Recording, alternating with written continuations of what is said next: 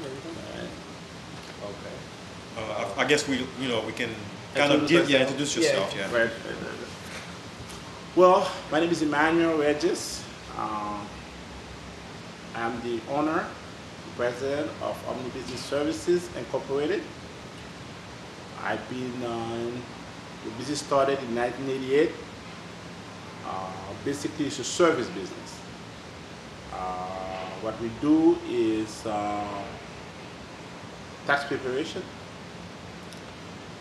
The next thing we do is sell of insurance policies, all kind of insurance. And the third one is, I learned that not from the school, but from my knowledge to do immigration services, which is basically what it is to help the immigrants that come here to adjust their legal status in the United States. And this has been good. That's my livelihood. And I've been there since 21 years. Wow, okay. Describe your education background, such as where you went to school and what you studied. Right.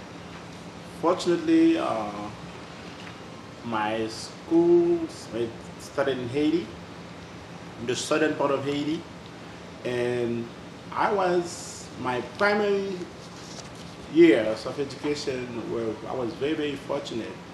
I had attended a religious school, religious Catholic school, and academically they were real good. And the curriculum, my basic English, that probably helped me most than anything else. The fact that I've been able to get a sound primary education. And then from that point, all the way through, I would say 1972, I moved from Haiti to Connecticut. That's where I went to high school. I went to high school, I finished high school up in Connecticut. I spent 3 years there. And from that point, I left Connecticut and come to Miami, where I went to school at Miami-Dade Community College, good school. And finally, I get my degree at Florida International University. So that's where I got my 4-year degree. How long have you been living in the United States? Altogether, 38 years. 38 years? Since I even remember the date, since March 1972 up to now. Have you ever lived or worked in any other countries besides the U.S.? I didn't work in any other country because I left, like I said, at 16. However, my business that I do here, I had to deal with foreign, I do some business with other people in that country, like requesting documents, whatever service they have to do for me that will complement me here. So, but I didn't have per se business back home now. Did you have any fears or reservations about working in the United States? And what were your perceptions or stereotypes of the culture and people here in America before you got here? Well, the hardest part is to adjust from one culture, one languages to adjust here. That was probably the hardest part. And the second part was, of course, I was scared. It's natural, you know, because you don't expect what you're going to get, and I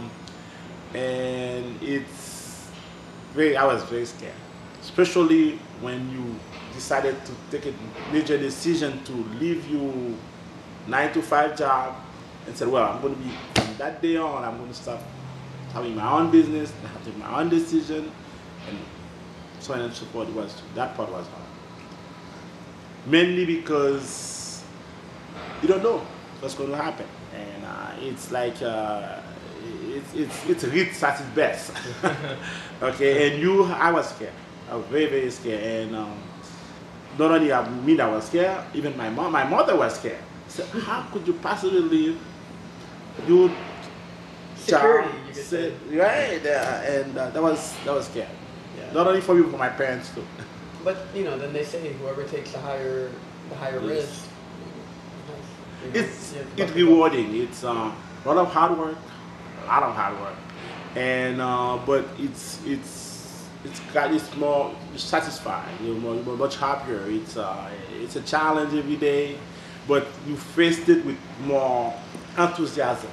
It's very exciting once you get past that preliminary stage. Did you know English before you came to the U.S.? No, not a word. That's another thing again when I was talking about the adjustment from one country. I had to learn the language, and I learned all the English within 6 months up back in Connecticut when I was first started high school. Of course, they had special program. I was like intensive English, tutoring, TESOL, and I think the greatest thing was, like I said again, I'm repeating that again, I had such a solid primary school background, and then also being young, at 15, 16, 17, you learn, your mind is more fertile to absorb, and you learn very quickly at that time. Right. So basically, I had to learn a new language, yes. I had to learn English, and it wasn't easy, but I did it. I can imagine. Did you have any negative experiences while working and living in the United States? Of course. Of course, when I was working, of course, you quit your job because you weren't happy there. You got fired. I got fired one time. Okay, I got fired, and it's like you fall and you got to get up again. And also there was some time where I had to make a decision whether should I quit my job for a while and go straight to school. Okay, and that's pretty much yes. What were some of the biggest challenges, cultural and day-to-day differences you had to face while working here in the United States? The biggest challenges was you really have to understand the system, how it works. And it's like, if you're going to, let's say for example, you